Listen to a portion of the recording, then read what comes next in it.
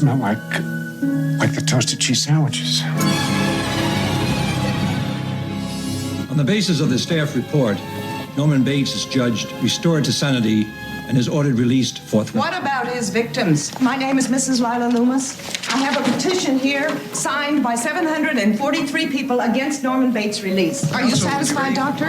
Turning a murderer loose on an innocent public? Mrs. Loomis, Norman was not convicted of murder. He was found not guilty by reason of insanity. I'm the one who urged Mr. Statler to give you the job. I think it's very Christian to forgive and forget, don't you? I sure do. I own a motel not too far from here, and you'd be welcome to spend the night in one of the empty rooms if you'd like. There's a girl sitting down in my squad car below, too scared to come into this house. Why? Well, she claims that she saw her boyfriend murdered in your fruit cellar today. When I was 12, my mother went mad, so I put some poison in her tea, you know? He's slipping into insanity again. I can hear it in his voice. There's nothing anyone can do about it, not even you. You could stop stuffing bloody towels down toilets and peering through peepholes in walls. That would be a help. What? I'm sorry, Mother. I didn't mean to insult you. Norman, this is Dr. Raymond. I've been waiting for your call, Mother. Someone was watching me through that hole. They're in the house with us right now.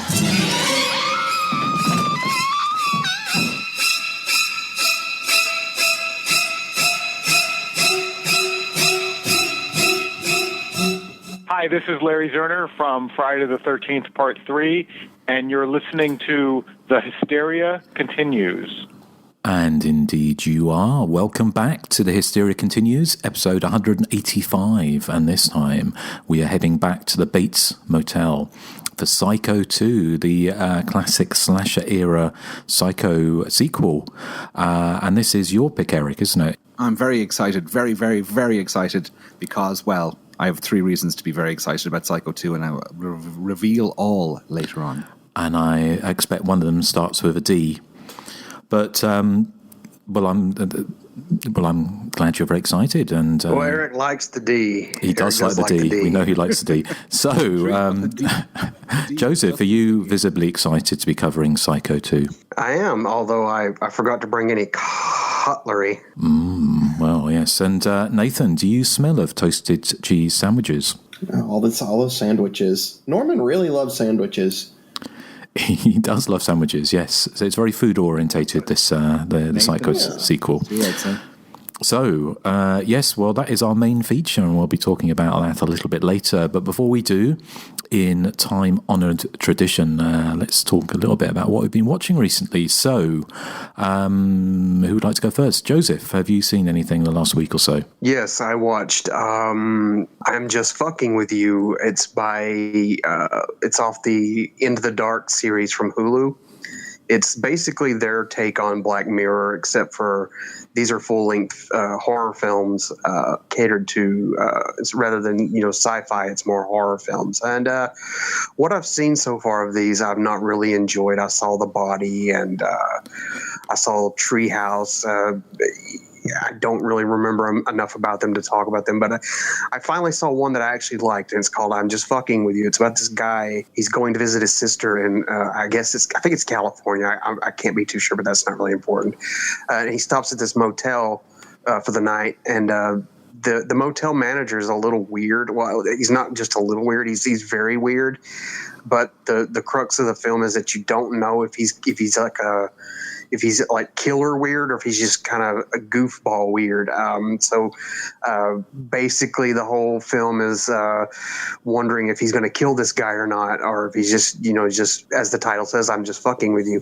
It's pretty effective. The guy playing the motel manager, I don't know who he is. I've never seen him before, but he's really good here. He's so repugnant and he's so hard to like, but his performance is really well done. Just an all around, it's like 90 minutes. It's not something I'm going to watch ever again. But for this series, which I've not liked, it was nice to finally see a decent entry. So marginal thumbs up on that. Okay, I've not seen that. I don't get Hulu, but there's an awful lot of new content coming out, isn't there, with Apple getting involved in the game and everything like that. So it's just not enough hours in a day to watch everything, is there? No, I mean, I lament the loss of video stores because I love the thrill of the hunt, but I do love having, access to any movie, any TV show I could ever want. I do enjoy that. So, but like you said, there's just not enough hours in the day to catch everything. Okay, and Nathan, have you seen it? I've not seen it yet, no. Okay. Right. Thank you, Joseph. Anything else? Yes, I binge watched the third season of Santa Clarita Diet, which is, as you may know, has Drew Barrymore and Timothy Olyphant. She basically, the story is she eats a bad clam from a restaurant and she gets some kind of food poisoning, and it basically turns her into a zombie. Although she's a functional zombie, and it's just kind of a comedy based around that, him trying to make sure she gets, what she wants, which is human food, food of the human variety, and basically fending off people trying to put a stop to her. So a lot of a comedy arises from that. I really love the third season because what they've done here is they've kept the comedy, which I like, but they've kind of upped the tension factor, because like in the third season, it's like it seems like everyone is like one step away from finding out what's going on with this family, and so there's all kinds of like nail biting moments, which were kind of absent from the first two seasons. So it was a kind of an effective change of pace to kind of throw in some, genuine suspense here.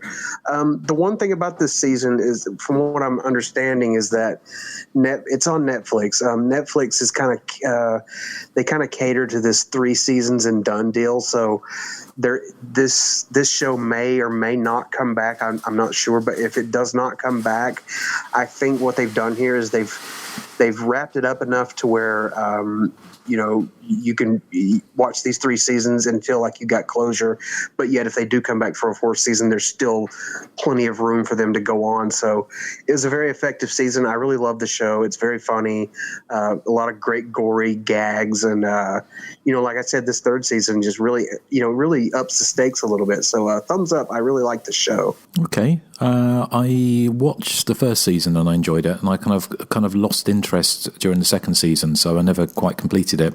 Not that I didn't like it, it just wasn't, I don't know, it just kind of lost me a little bit. But you say the 3rd one's a little bit more serious? Yeah, well, and it's still got all that, goofy comedy and that kind of sardonic wit to it, but there's a lot of suspense to it, because this is the season where people start to find out that, something's amiss with this family. So they've got, people coming after them from all directions, and you don't know how. It's kind of like, how are they going to get out of this mess, from episode to episode?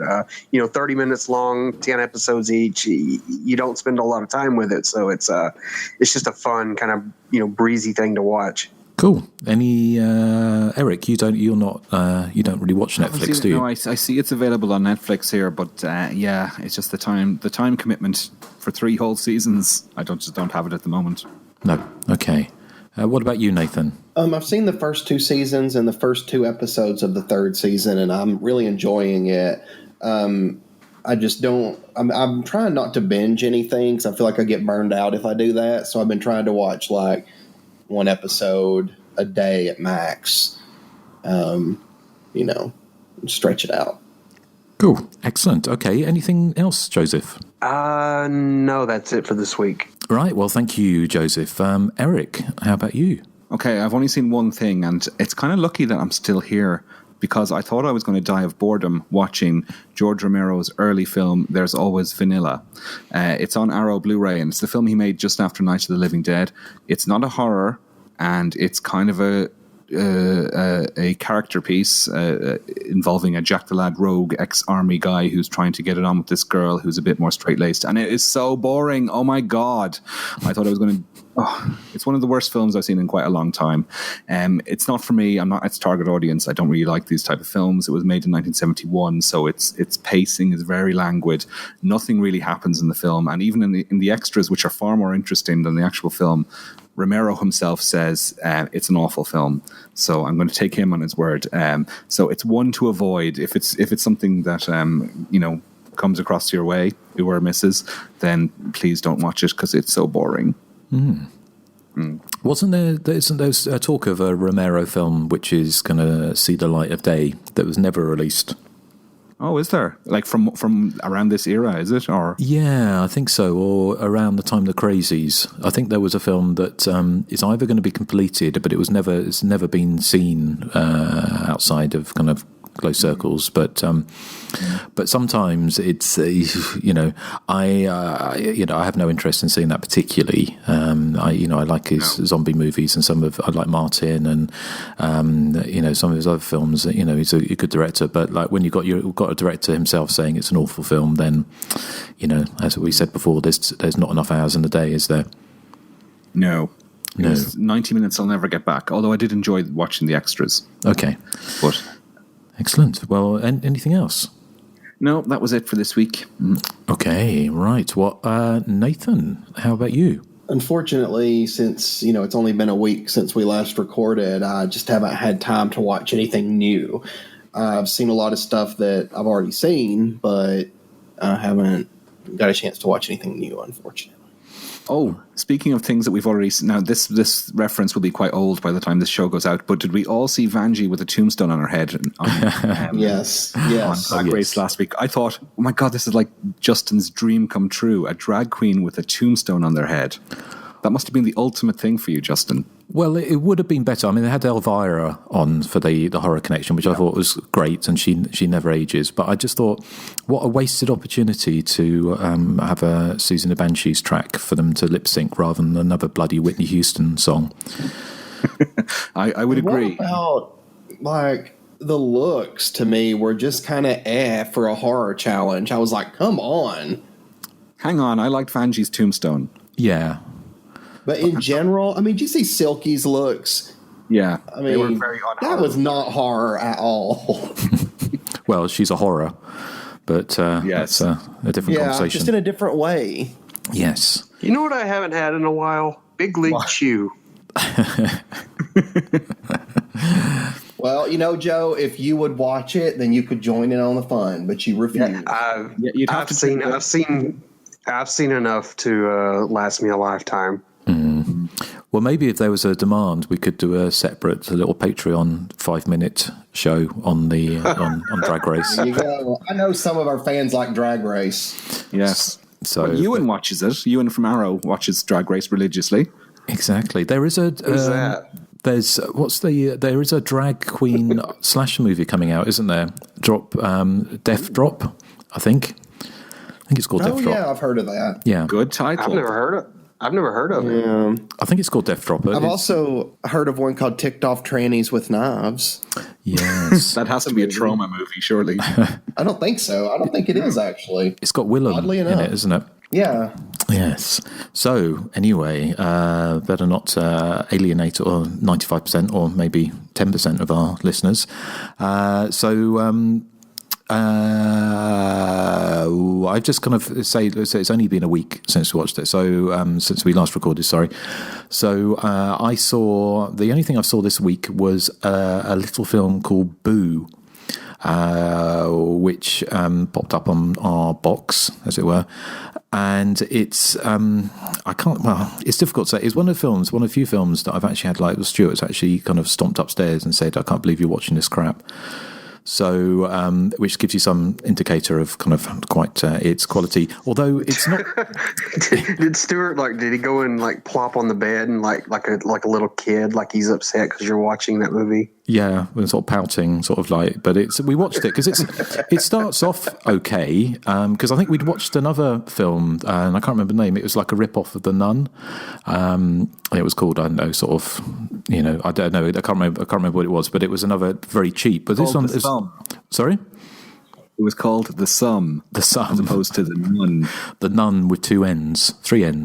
But, I was going to say the sister or something. I don't know. Yeah. Well, it was kind of, there should be a good movie out there with Killer Nun. And, I still one day would love to make my Bad Habit / movie with the Killer Nun. But Boo was, I thought it was one thing. It turned into completely another thing. It's sort of set on Halloween. It's got quite good production values. It starts off in 1980, I think.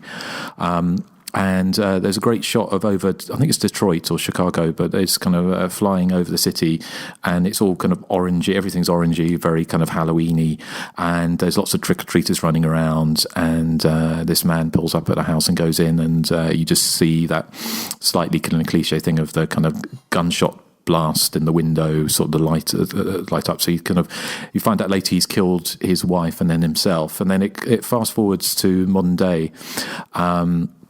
And you've got this family, this kind of teenage daughter, son, and mother and father, who kind of live in this kind of fairly opulent house, and they get this this thing through the post or something saying you've been booed, as in you've been cursed, and you have to pass on this curse. And they all ignore it, apart from the son, his 12-year-old son, who says that unless we do something about this, we're fucked, basically. And so you think it's going to be this kind of turn into maybe a slasher or something slightly more mainstream, but it goes off and it's kind of weird. It's almost like a Razorhead by the end of it. It goes off in this kind of very strange territory where you have all the family members. You've got the alcoholic mother, the Bible thumping father, the teenage daughter who's sneaks off to have sex with her boyfriend, and the 12-year-old boy who is the only one who thinks they're all in danger. But it just goes very strange. It's well shot, but it's very incoherent by the end of it. And there's the bit that kind of completely lost us was the fact that this 12-year-old boy is supposed to be this kind of the sane one in the family, but he's got he just does all these creepy drawings, and he's got like a doll hammered into the wall, and dolls around his room with their heads ripped off and eyes bleeding and things like that, and nobody says anything, seems to think it's odd. So yeah, it's not a recommend really, but if you're in the mood for something slightly weird, then maybe you could do worse, but not much. Does he have like any Toya posters in his room? Hey. Well, it's thankfully it doesn't get quite so horrific, but it's I like the way you said. Sorry, Justin. I was going to say I like the way you said that the house they live in is opulent. Do they own everything? Oh, another Drag Race reference. Opulence, yes. So, anyway, well, that's a relatively quick skip through what we've seen. So, the main feature. Just when you thought it was safe to step back into the shower, Norman Bates returns in this expertly crafted sequel to Alfred Hitchcock's horror classic. Deemed fit to return to society more than 2 decades after committing his original crimes, Norman Bates has returned to his family home and the motel which sits in its shadow. Joined by an unlikely house guest in the form of young Mary, things seem to be looking up for Norman until the grisly murders start up afresh. Has Norman really put this terrible past behind him, or is he losing his grip on sanity all over again? Aided by a fiendishly clever script from Fright Night director Tom Holland, Psycho 2 is regarded by many as one of the most accomplished horror sequels of all time, with a plot that will keep you guessing until the very end. And indeed it does. I mean, this is, for me, it's a very enjoyable sequel. It's never actually felt too slasher-like for me. It feels more it plays more like a sort of mainstream thriller. It has that kind of sort of expensive, albeit R-rated episode of Murder, She Wrote vibe about it for me. It feels like a TV detective series episode, which is not me saying it's, this is meant as a compliment, and, it's of the highest regard. I thought it was very brave of the filmmakers, for starters, to make a sequel to Psycho so many years after. And, something similar happened with Blade Runner recently, where a very belated sequel came out and fanboys were sharpening their knives ready for it in case it disappointed, which it didn't, thankfully for them. And I think the same thing happened with Psycho 2. I think it more or less satisfied the fan base for Psycho for the most part. It's also brave, I think, of Psycho 2 to kind of reverse the roles. Norman is very much the sympathetic character in this one, and it's these sort of people that are, around him, orbiting around him, that are kind of the villains of the piece. It's a whodunit, and it's quite cleverly done. I mean, just when you think you figure out who the killer is, the rug is pulled out from under you, and so it works as a mystery.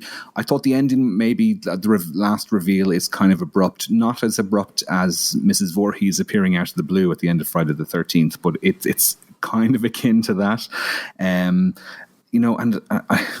this is going to cause some controversy here, but when it comes to the Psycho series, as much as I love Hitchcock's 1960 original, I kind of prefer Psycho 2 and Psycho 3. If I'm going to, if I feel in the mood for a Norman Bates movie, I'm going to reach for, one of the ones from the 1980s. But that's because I'm obsessed with the 80s, I'm obsessed with this singer. I don't know if you've heard of her, called Toya.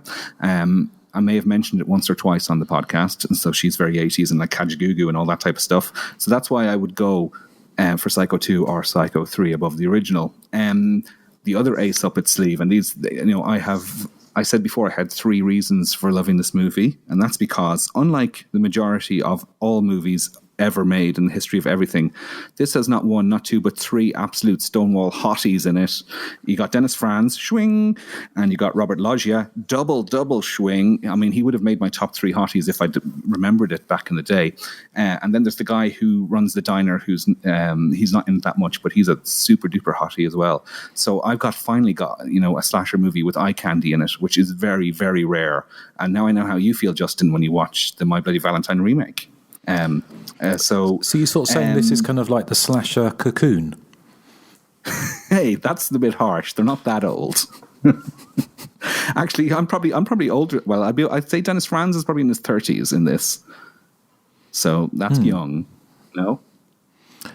I don't know. Yeah, no, you're probably right. He probably was in his 30s when he did this. Yeah.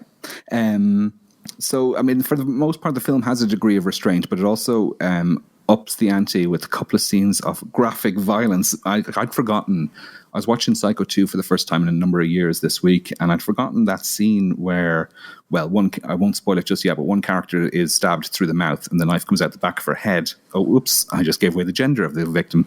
But that scene is particularly graphic, and it's very Friday the 13th. And also there's another scene where somebody gets stabbed in the chest and then they fall over the balcony and land chest first onto the ground, and it hammers the knife further into their body, which is particularly gruesome and always makes me go, ooh, anytime I see it.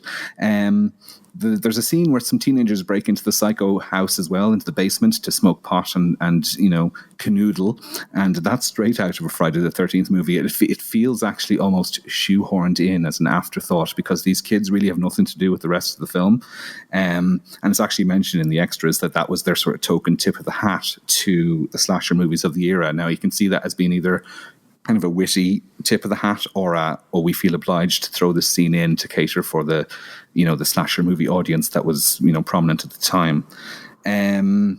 Vera Miles returns as Lila Loomis along with Norman Bates, obviously. So they've got 2 of the main cast members from the original Psycho back, which gives it that wonderful sense of continuity. And one of the criticisms I've read from some online reviews is that they didn't like the fact that her character does a 180, like she was so likable in the original, and now she becomes this bitter, villainous character in the sequel. That probably doesn't bother me too much, to be honest.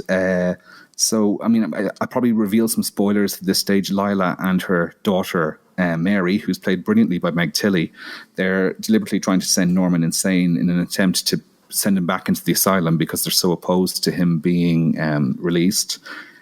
So Lila ends up on the receiving end of the knife through the mouth, which again was an issue that some critics had of the film back in the day, saying that not only do they turn her into this horrible, spiteful character, but they also dispatch her in the goriest of ways, because it's as extreme as any scene in like Friday the 13th, the final chapter. It's a real kind of Tom Savini effect, and it's kind of out of the blue, because up until that point the film is quite restrained, as I was saying.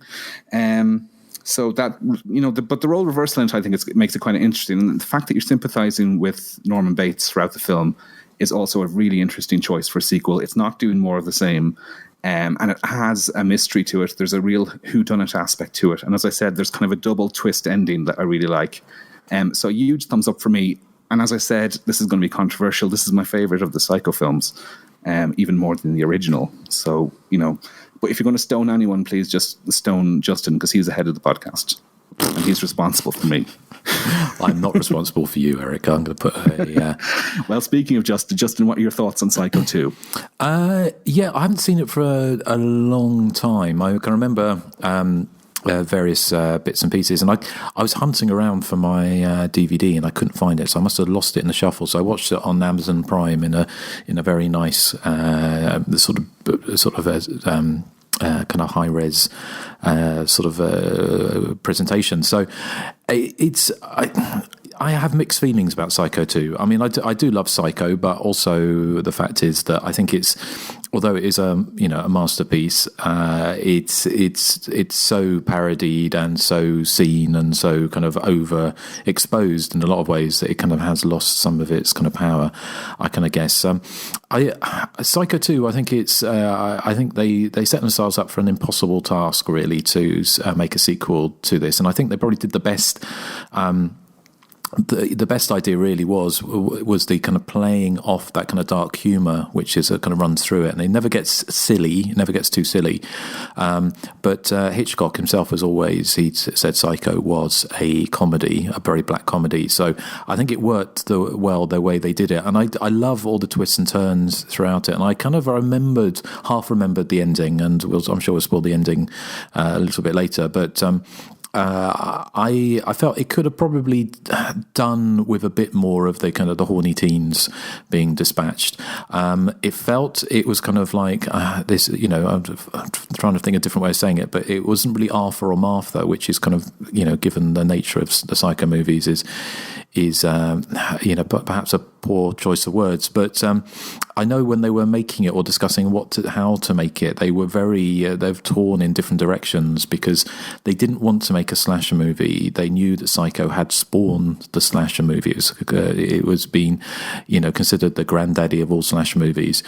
So they could have gone for a much more slasher-esque thing with Norman Bates going around killing, horny, fornicating teens in the Bates Motel. And so they kind of threw in bits and pieces of that with the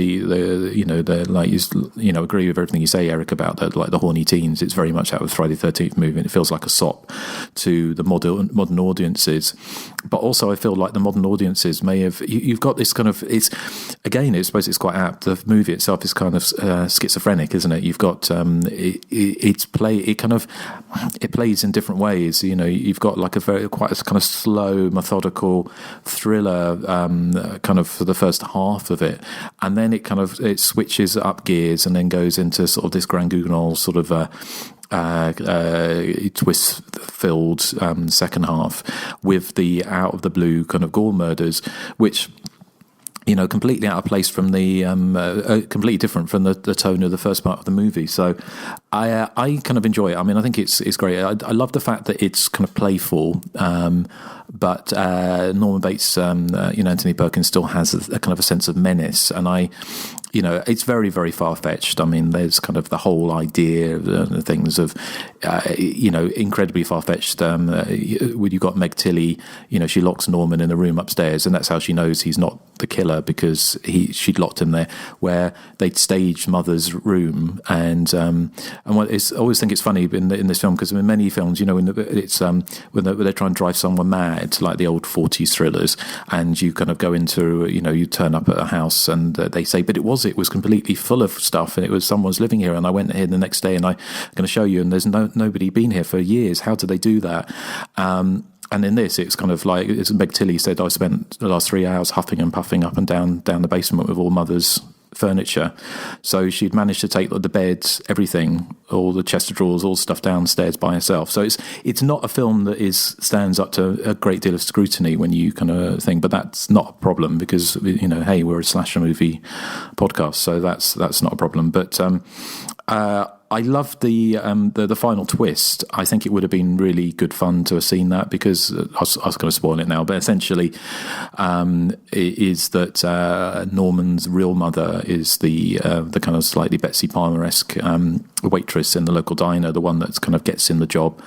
And she'd been in an asylum all the years, and it was her sister that raised Norman.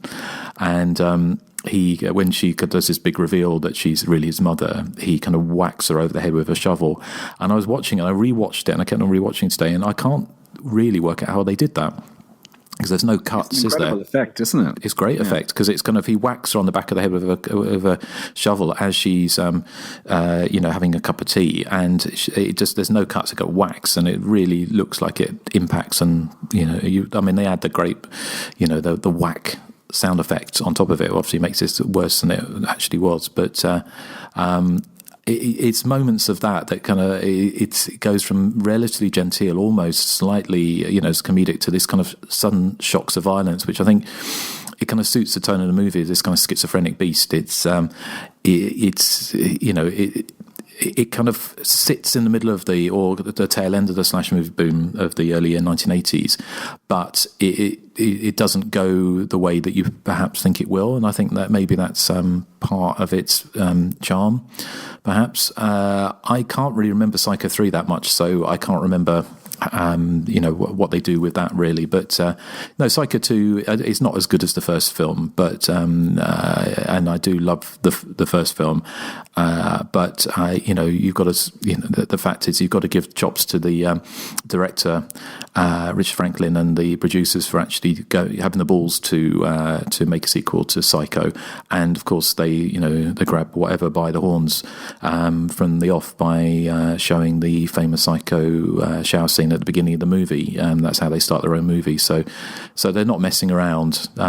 It's a fun movie. Part of me thinks I would have liked to have seen an early 80s slasher Psycho 2, and in the background we'll talk about why that might have happened and it never actually did. But yeah, some of my thoughts are Psycho 2. Okay, thank you, Justin. And Nathan, it's y'all's turn. Oh, I love Psycho 2. And you guys know that normally I'm not a big fan of movies where they kill off a character that survived previously. I'm usually not about that. But one particular survivor, isn't it? Really? I think I feel that way about a few different things. I don't like Nancy's fate in Nightmare on Elm Street 3. Friday the 13th Part 2. That's where your gripe. That's kind of what spawned it. Yeah.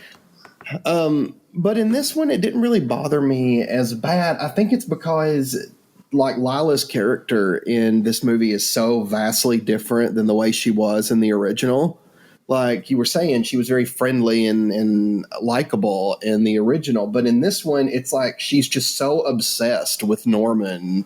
And I understand wanting to keep him, locked up. I get that.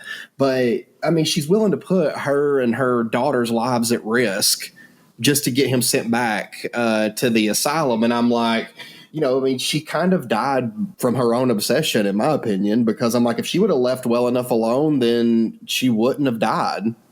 I don't think anybody was out to hunt them down. It's just people kept coming around the house.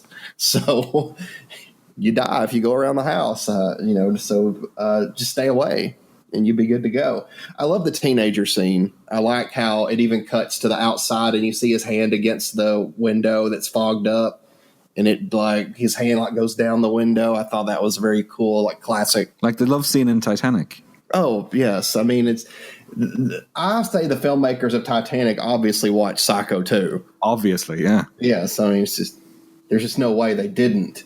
But I love Meg Tilly in it. And of course, Anthony Perkins is great again. I think all the actors do a really, really great job.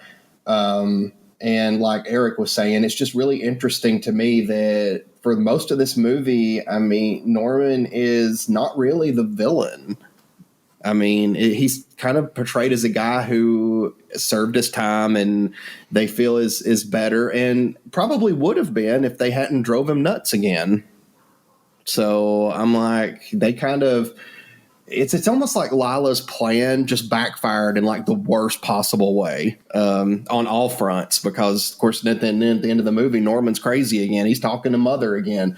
Speaking of which, the last shot of the movie is pretty awesome with Mother's silhouette in the window and Norman standing outside the house while the clouds roll in and the vacancy sign lit up, of course. So I'm like, that's a great ending to the movie too. It's a shame that Meg Tilly's character had to die because I did like her, but unfortunate victim. She was old enough that she should have said no to her mother's plan, and she did not. So. I think it's more unfortunate that Robert Loggia's character had to die because he was super dreamy. I may have mentioned that already. Yeah, but a lot of times the hot characters do die, Eric. L as in Loja. O as in Loja. G as in Loja. Oh, that's a Simpsons thing. That's a Family Guy, actually. Sorry, Nathan, what did you say there?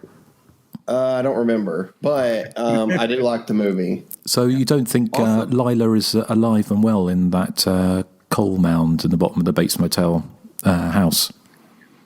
Well, I mean, normally I would have wanted her to be alive and well, but I just feel like she was just way too bitter. So maybe it was more of it was a mercy killing. She might have had a bulletproof lady's frock on. Yeah, but she didn't. Oh, I was talking about, I think Justin mentioned Lila, though. Oh, Lila, sorry. Yes. Lila, yeah. And I don't think her mouth is knife proof, unfortunately. Maybe it missed all her vital organs on the way out. Maybe so, it might have. But then we see her body later in the coal mound. Yes. True. She's buried in coal. But then, of course, Alice did survive that glancing blow from that screwdriver. Well, yeah, because I've died in dreams before, but I wake up and I'm fine. Yeah, so, Justin, answer that one. Well, no, I just can't. Uh-huh. Okay, is that it, Nathan? Yeah? Oh, yes, that's it. Recommended. I really enjoy it. Okay, so that's 2 recommends and 1 sort of, So what's your thoughts, Joseph? I really, really love Psycho 2. It's not a better film than Psycho, but it's a better movie. It's infinitely more rewatchable. And a lot of people are talking about how, it's kind of weird that you sympathize with Norman here. I've always sympathized with Norman. He's not evil. He's mentally ill. So I've always felt some sympathy for him, even in the original Psycho. But here they really amp it up, exponentially. What they do to Norman is just unforgivable. The poor guy, he just wants to get on with his life, and they just drive him, basically, they revert him back to his original state. And the guy he's going to get into trouble no matter what happens now. So I think that was an interesting take. And I do think the decision to make Lila into this kind of monstrous woman with an obsession, I think it's an interesting story turn, because it kind of feels realistic in that sense that you're an older woman, you're from a different time period, and you probably want the past to stay past, and you want this guy who you think is a murderer to stay locked up. But it also it works in that way where in the first Psycho they kill off Marion Crane earlier, so it's kind of a shock. So they needed that kind of shock here, so they killed off her sister, which is a big shock. And to do it in the most gory way imaginable is just something to behold. No, this is a very, very good film, and Dean Cundy's photography is just amazing. It mirrors a lot of what Hitchcock did, but it also kind of ramps it up a lot. A lot of overhead shots, jib shots of like the going up the stairs, looking into the house. It's just very effective work. Great cast. And I love Anthony Perkins here because the guy, he looks like he's one step away from just running to the kitchen at all times and grabbing a butcher knife and going on a killing spree. He's always in panic mode. Anthony Perkins is really good here. I love that they're paying lip service to the slasher film, because this is basically Anthony Perkins, him trying to kind of, resurrect a dying career. So he kind of got in on the whole slasher movie craze while it was still somewhat in effect, mixing it with the kind of the more standard old movie thrills of Psycho was a nice touch. Like you said, Eric, Robert Loggia's death, where he's stabbed and he falls off the balcony, and then the knife hits the banister and it goes deeper into his body. Oh, it hurts to watch that. And the sound effects, the ADR and the Foley work is just really well done, especially when, like Justin said, when Norman hits his real mother over the head with a spade at the end. It's just intricate cutting, however they did that, and the sound effects are just whack. No, just a very, very effective film. I, like you, I watched this more than I do the original Psycho. So yeah, thumbs way up for me. I'm actually looking forward to covering Psycho 3 because if my memory serves, I liked it almost as much as this one as well. So yeah, thumbs way up for me. Excellent. Yes, I like Psycho 3 as well. So yeah, that'll be one that's on the horizon for the future. Any other thoughts on Psycho 2, anyone, or will we go into background? Well, one thing I was going to say is I love Meg Tilly's character here. I love how she kind of does like an about face where she sympathizes with Norman. So I thought that was interesting rather than having just two kind of mustache twirling villains. You just got the one, and you got one who basically becomes a good person. And unfortunately, she has to, she meets that ironic end where they think she's, dressed up as mother and is trying to kill Norman. So that's kind of sad. There's one scene in this film actually where she's consoling Norman and she's got him in her arms, and he's talking about how she smells of cheese sandwiches that his mother used to make, and he kind of breaks down crying. It's really well acted and really, really sad in a I mean, let's face it, this is a slasher film. I mean, you get the shots of the hand holding the knife outside of a door frame. You get the two kids getting killed in the basement.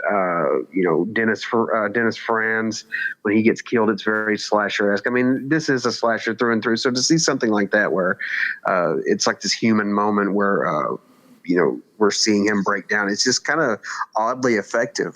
I really enjoyed that scene. Very, very good acting. Mm.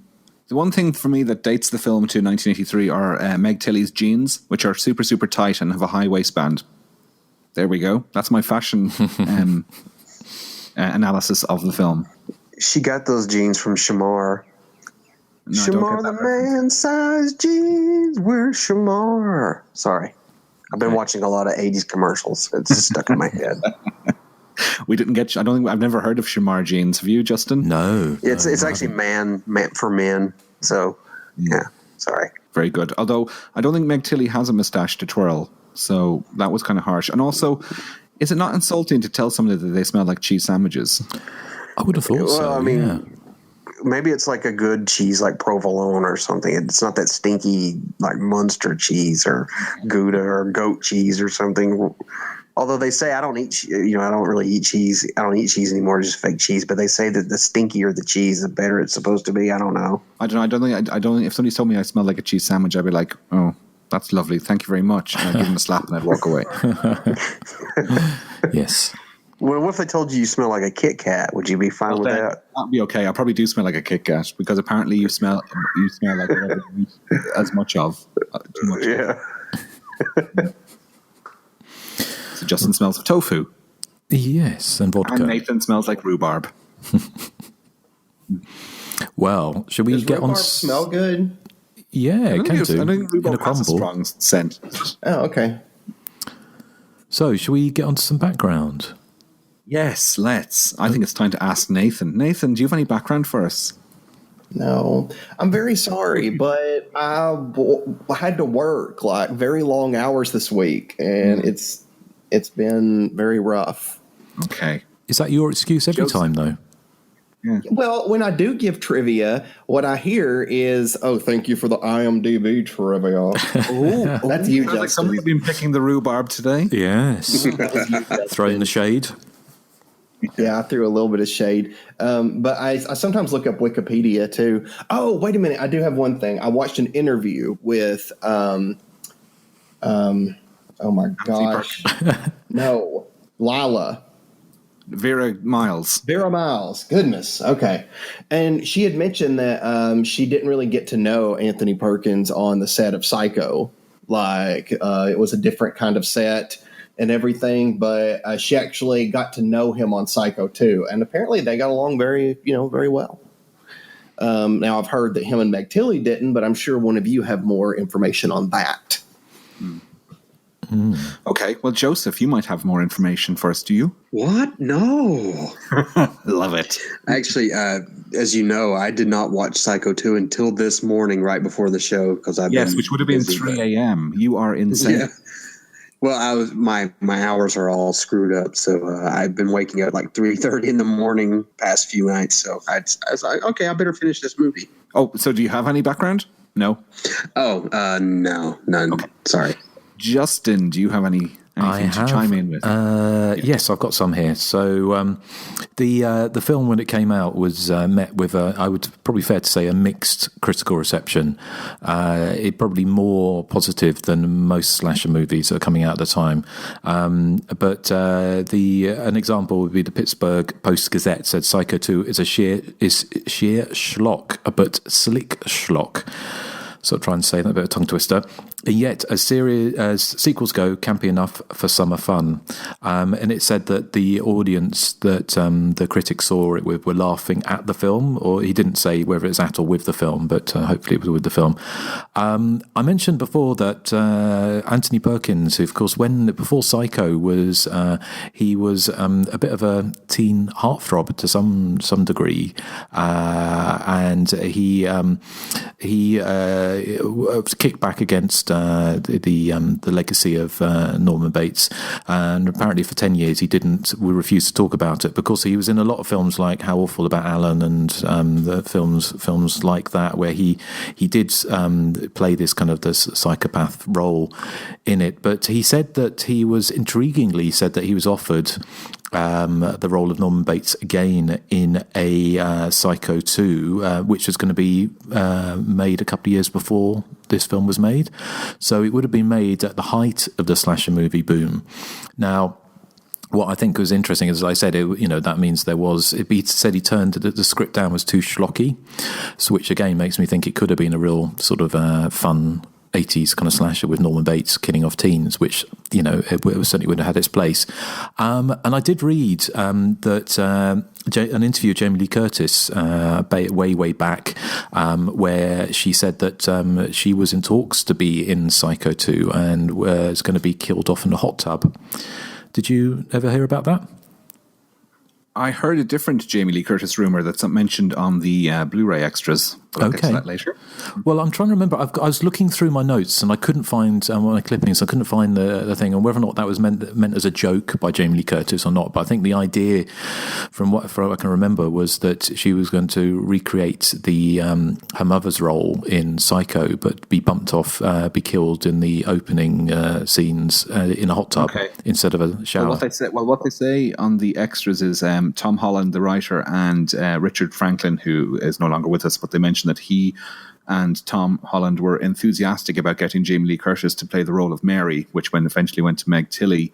But the money men, the producers behind the film, thought that would be a bit too gimmicky, and they thought this was a higher class of product, so they didn't want Jamie Lee Curtis involved. Now, I imagine if she had been approached, she probably would have said no, because this was just after she'd finished Halloween 2 and Road Games, and she said that she didn't want to do horror anymore.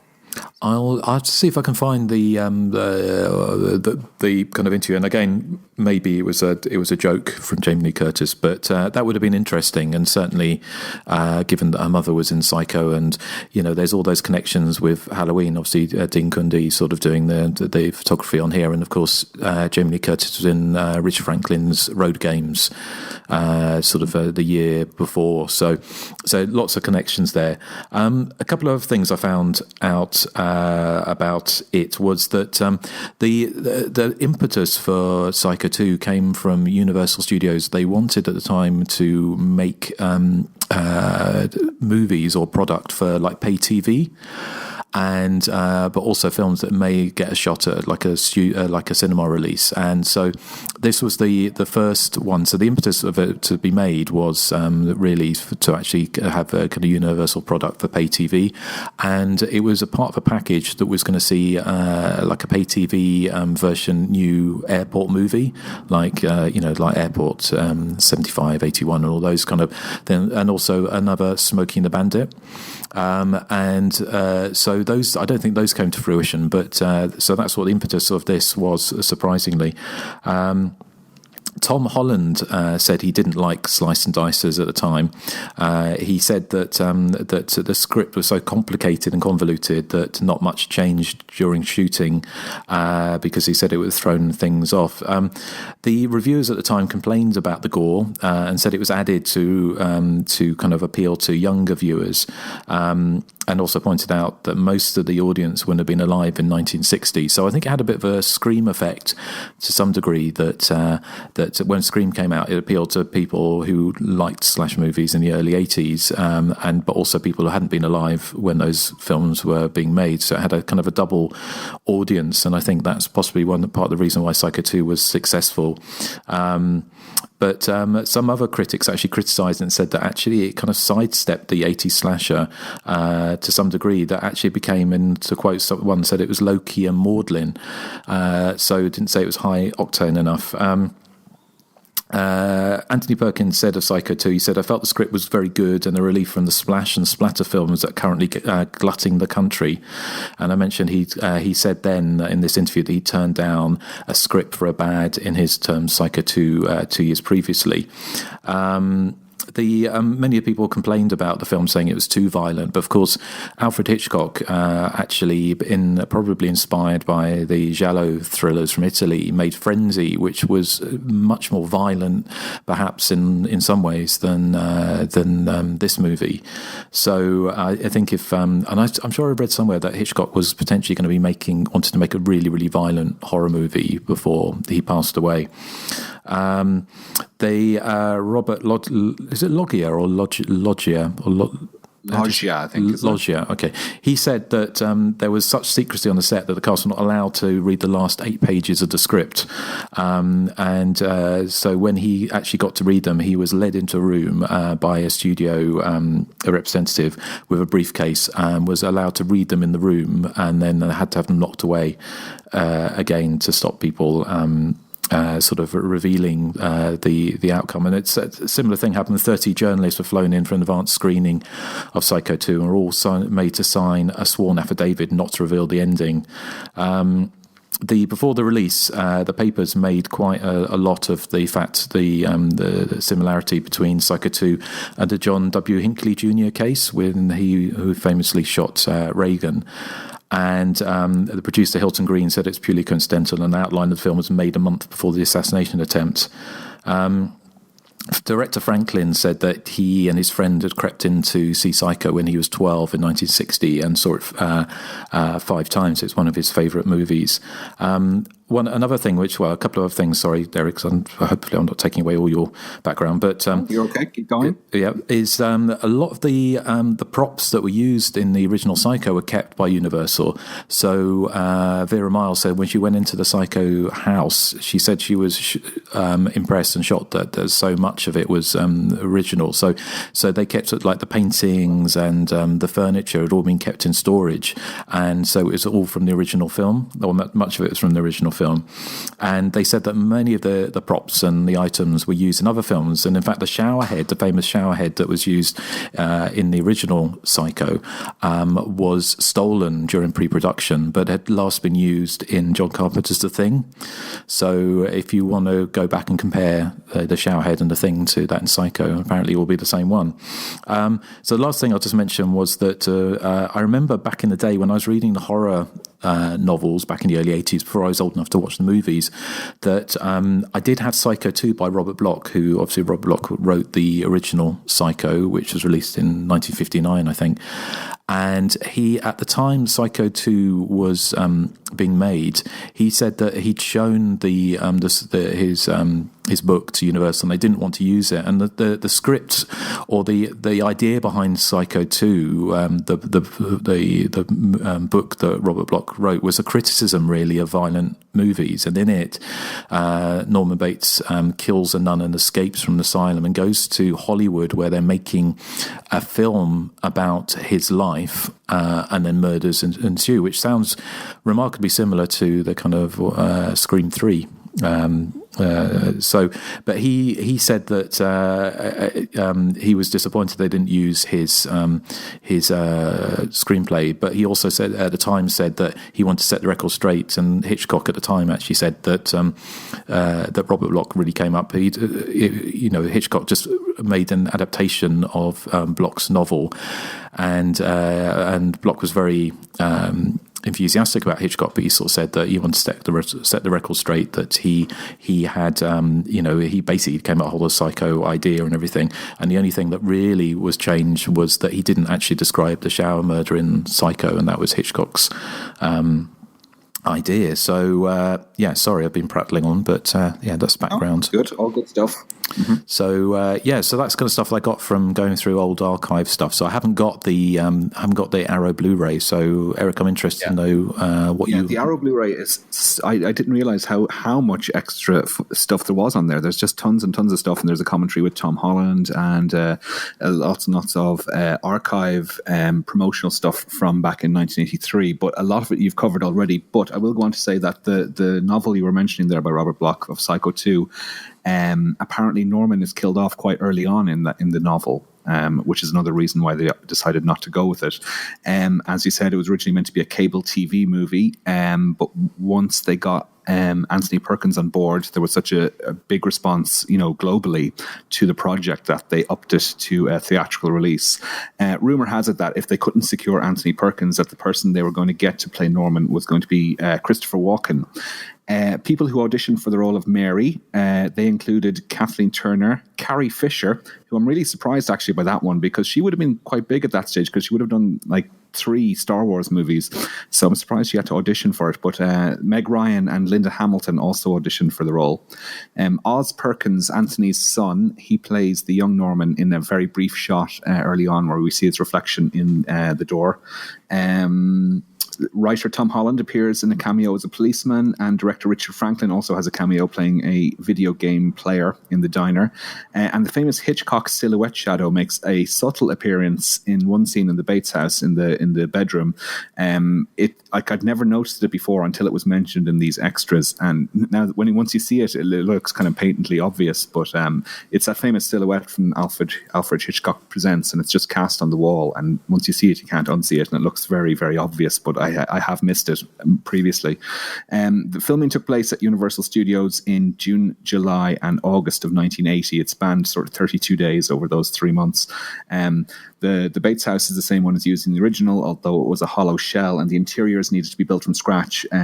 So it was all filmed on the Universal back lot, which kept the budget down, and the only scenes they had to do off-site were ones at the cemetery. Sorry, Eric, did you say 1980 or did 1982? Sorry, 82. Sorry, okay. Yeah. In the summer of 82, they filmed it, and it was released on June the 3rd, 1983, where it debuted at number 2. Despite this is what Box Office Mojo tells me anyway. They say on the extras on the Blu-ray that it debuted at number 1, but I don't think it did, because it opened a week after Return of the Jedi, which was doing gangbusters at the box office. So I don't think anything was ever going to compete with that. But it went on to make a very respectable $35 million. And the other thing that was, and I mentioned this to you guys during the week, was there's an interview with where Rob Galuzzo from the Shockwaves podcast is interviewing Tom Holland, who's the writer of Psycho 2, and Mick Garris, who's the director of Psycho 4. But Mick Garris also did publicity for Psycho 2 at the time. He says, he's asked the question, where do you think horror cinema would be if Psycho had never existed? And Mick Garris's kind of shocking answer to slasher fans is, I don't want to imagine a world without Psycho, but I do want to imagine a world without 80s slashers. If Psycho is the mother of all slashers, then I wish it would have had an abortion.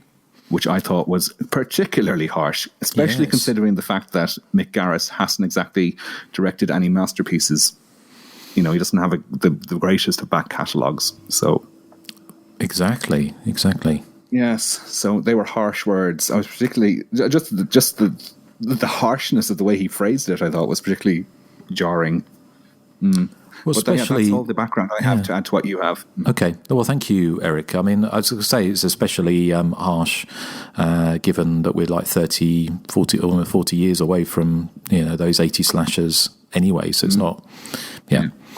So, but again, just always goes to show, always forget, we look back at these with a sense of nostalgia, and some of the more disreputable and perhaps more enjoyable 80s slashers, and forget there's a lot of people really hated them then, and obviously people still hold grudges. Yeah. Mm-hmm. So, okay, right. Well, thank you. Joseph, are you all right? Because I know there's some interesting background in some of the feedback we've had. Are you okay to read some of that out? Yeah, I got quite a lot here, so we'll ramble through this. If this is from Facebook, AJ Anderson Yakukowitz says, love this movie. I probably prefer Road Games, but this is a great film for a double bill. Simon Logan says, it must have been a tall order to produce a sequel to such a classic movie over 20 years later. Tom Holland's central premise of Norman Bates being deliberately tipped back into insanity by the family of his infamous victim, and whether or not he really has lost it or not, is fantastic. And Perkins, Miles, and Meg Tilly all do a great job throughout. Nice to see Dennis Franz playing against type as the foul-mouthed slob. Far superior to Robert Bloch's own sequel published the previous year, in which he, spoiler alert, kills off Norman in the first act. Also, let Erik know that I checked out a Toya album and have to admit it's probably about the best music ever recorded. Wow. The voice of an angel, the hair of a goddess, the lisp of a queen. Yeah. The musical talent of an utter genius. Yeah. Not like that shriveled old harpy Susie. Toya forever. Wow. I think I love this person. Might be being sarcastic. I think Simon Logan's trying to get back into your good graces, Erik. Oh, I love you, Simon Logan. Simon Logan. Yeah. Roger B, that's Roger B, says a surprisingly good sequel to a classic, adding in more conventional 1980s slasher tropes to the old school psychodramatics. Perkins is great as always, and he's joined by a mostly great supporting cast. Shane Lambert says definitely underrated. What? And a hot supporting cast for the most part. Shane Lambert says, definitely underrated. Best of the sequels, in my opinion. Doesn't live up to the original, but it's a worthy effort. Perkins' portrayal of Norman Bates is sympathetic. I felt bad for him by the end. David Ladd says, I always like this one. It's a solid sequel to the original. I always wonder if Norman would have been okay if the events of this film didn't happen, or was it inevitable that he would slip back into insanity? I think it's probably inevitable, but they certainly tipped him over quickly. Duncan Maitland says, I saw it when it came out and loved it. I still do. However, I remember going home from the cinema that night and feeling a strange sadness, which I've experienced a few times. I think when someone gives you the chance to see what happened next after such a classic film as Psycho, you're bound to want to know. But there was a definite side to me that, having now seen it, wished I could unsee it and live back in the world where there was just the original untouched classic. I felt the same with Halloween, though again, I did love that sequel as well.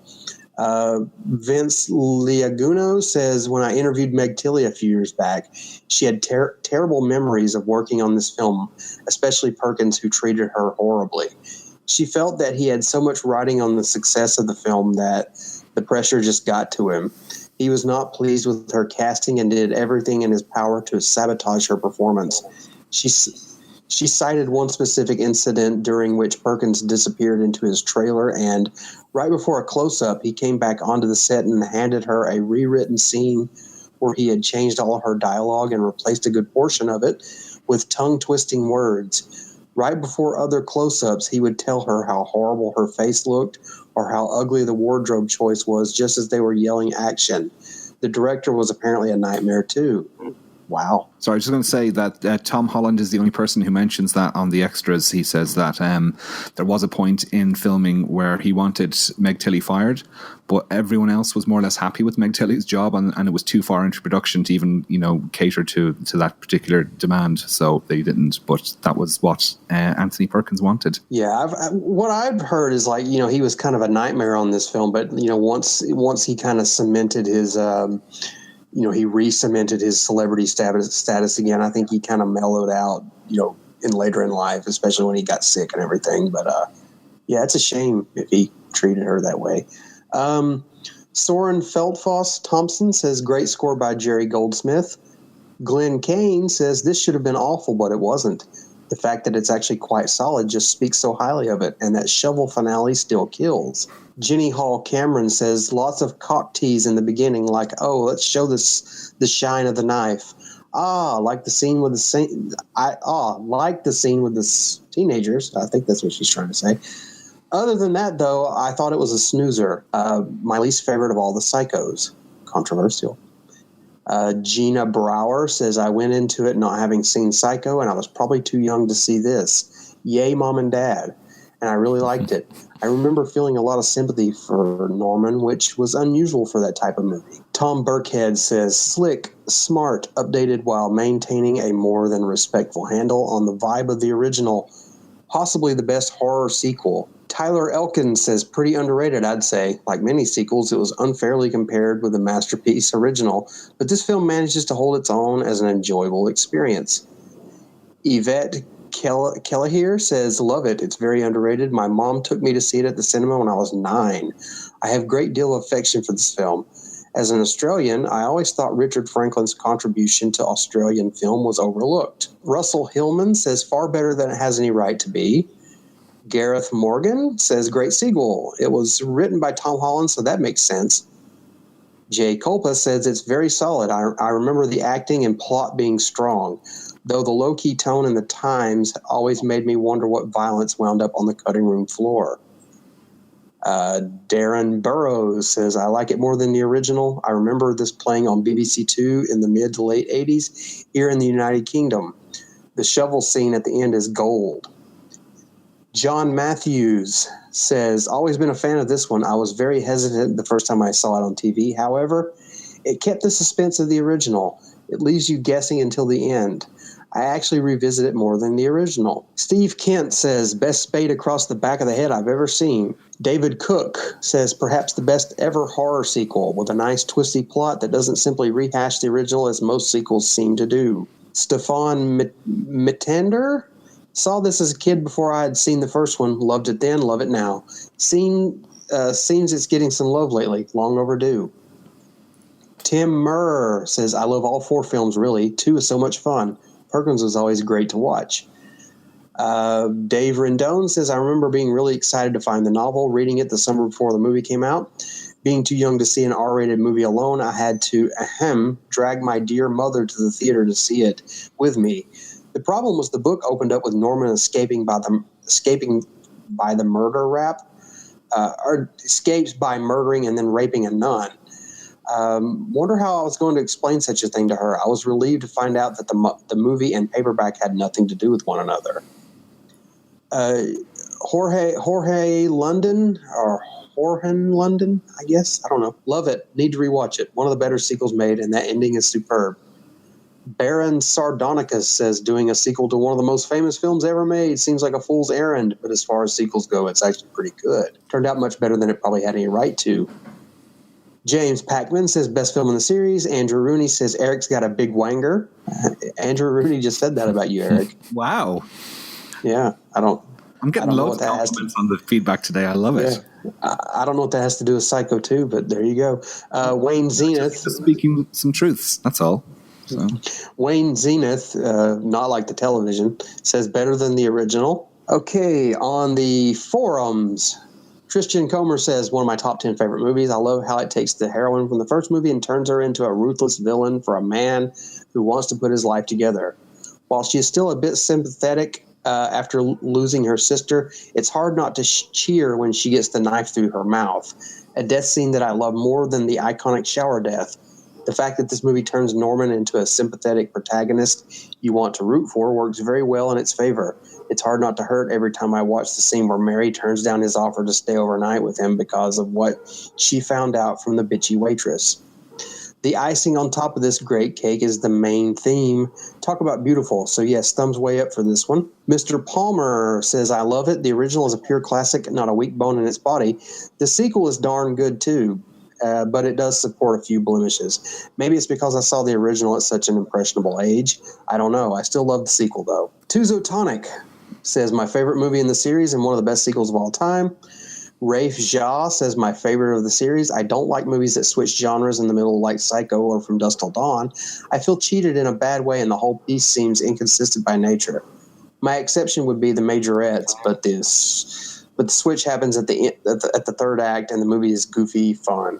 Yet Psycho 2 would not exist without the first one, so it is hard to judge a sequel on its own. But if you remove the Psycho mythology and just keep the concept, I find the sequel more entertaining. The scene where the girl asks him for a kitchen knife is a marvel of dark humor. Anthony Perkins' reaction always brings a smile to my face. Also, Richard Franklin is still an underrated movie maker, despite the fact his directing style brings a lot to the already good material he's given in Psycho 2 or Road Games.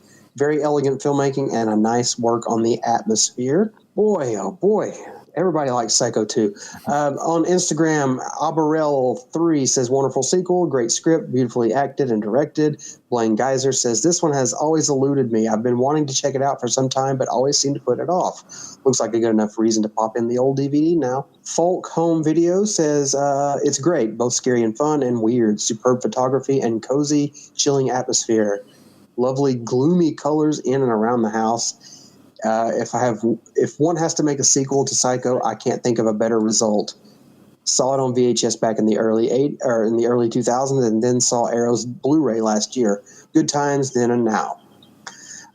Tom Collins, author, says, I love it. Probably the best slasher sequel ever. It stands up to rewatching every couple of years. Great writing, acting, direction, mood, and an amazing score. I always enjoy it.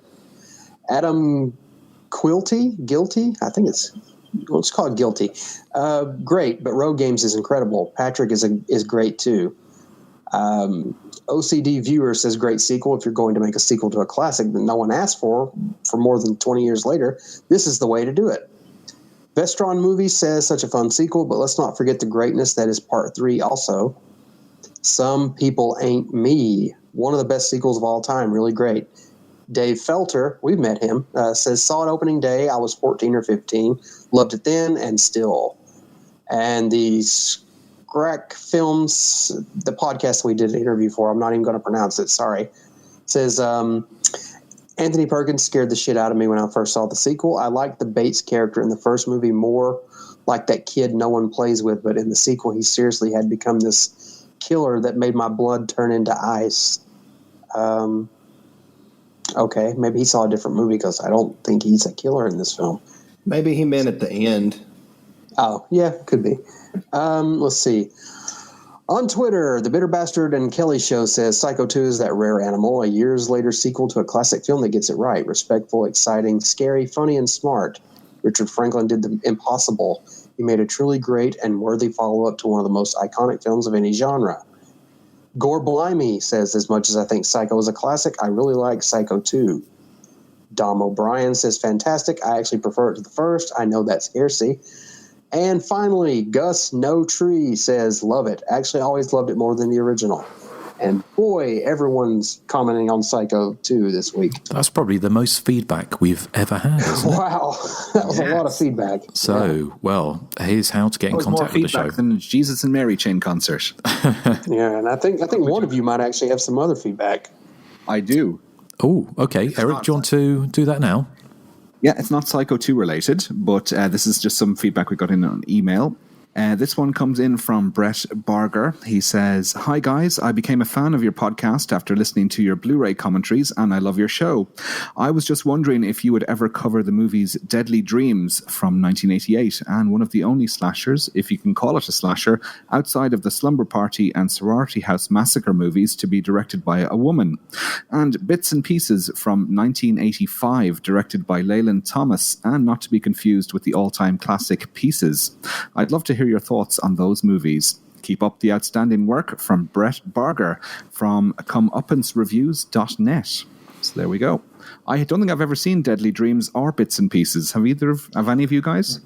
I don't remember Bits and Pieces, but Deadly Dreams is actually really good. It's a late 80s or possibly even early 90s kind of direct-to-video.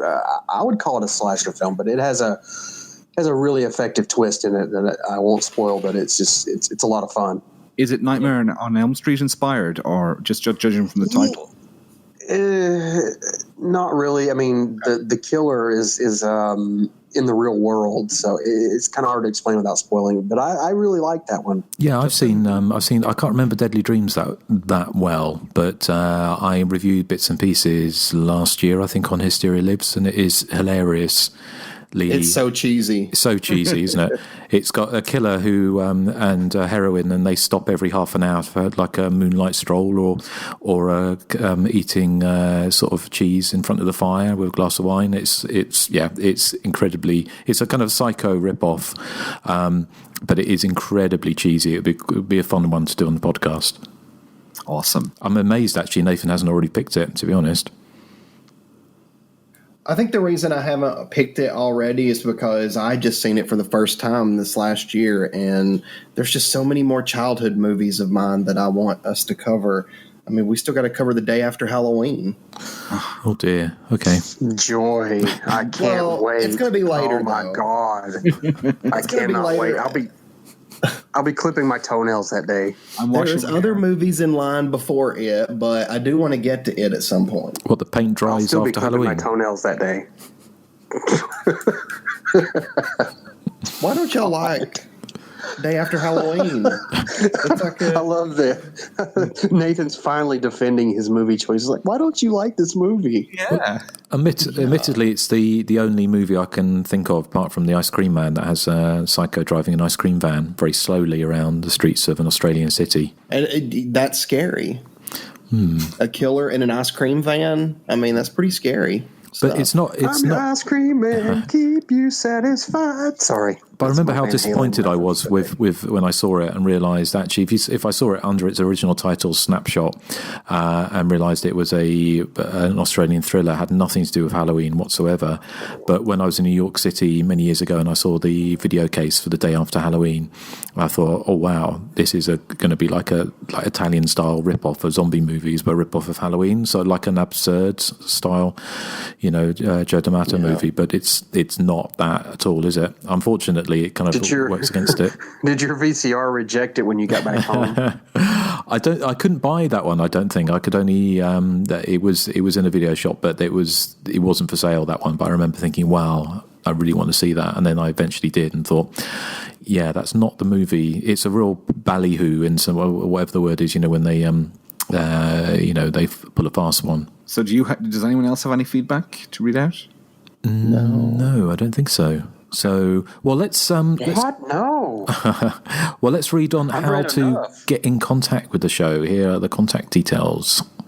Thank you for listening to The Hysteria Continues. Be sure to search for us on Facebook, Instagram, and Twitter, and subscribe to our YouTube channel. If you enjoy our show, consider becoming a Patreon subscriber. That's patreon.com/The Hysteria Continues. You can email us at thehysteriacontinues@gmail.com.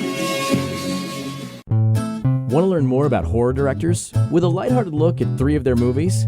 Meet fearless podcaster Gore Blimey.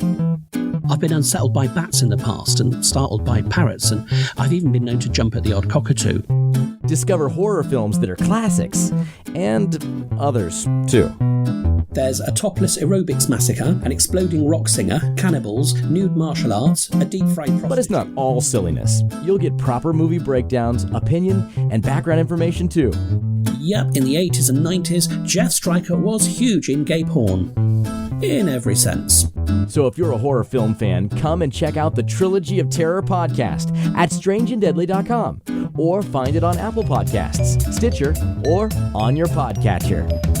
One of those people that has a certain charisma and a certain style, and I'm just hoping one day he'll rub off on me. The Trilogy of Terror podcast, where we try 3 times harder to give you the willies. Yeah, and thank you for all the feedback. We very much appreciate it. And if you would like to, well, thank you as also to all our Patreon supporters. And if you'd like to become one, you can do for as little as $1. And we've just had a lot of fun talking about our top 3 horror movie trailers.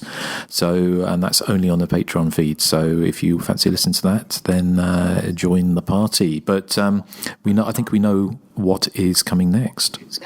Yes. It's my joke of the week. It's so fantastic. So why are there so many Dutch angle shots in Psycho 2? Because it was written by Tom Holland. I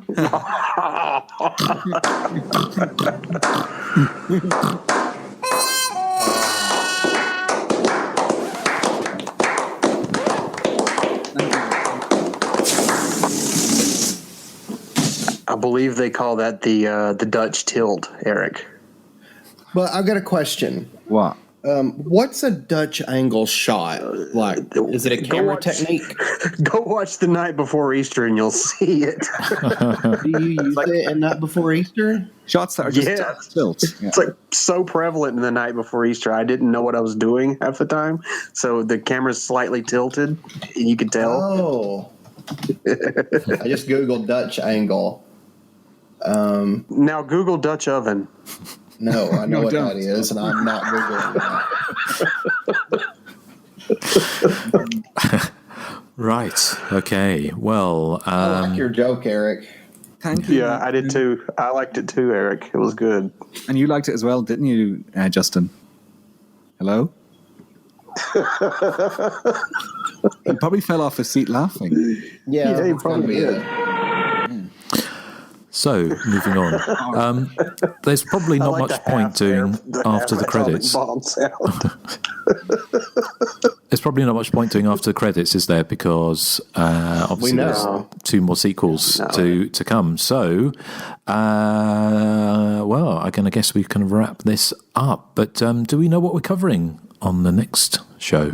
Yes, it's Joseph. Yes, it's my turn. It's another Alishan pick. We'll be joined by Amanda Reyes, where we're going to be talking about the mid-'90s shit pickle, Jacko. Mid-'90s what? Shit pickle. Just go watch the comment. I think it's on YouTube. Go listen to the commentary for Jacko. It is absolutely hysterical. The director actually gets up and walks out of the commentary because he gets mad that the guy's calling his movie a shit pickle. It's on YouTube, is it? Yeah, I think it's on YouTube. This movie really is a shit pickle. It's so much fun, though. I think we're going to have a lot of fun talking about it. Cool. I'm looking forward to that. So, and what are we playing out with, Eric?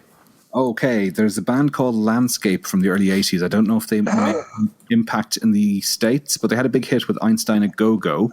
Oh, I know them, Eric. Yes, and they have a song on the same album called Norman Bates. So I thought this would be perfect to play out.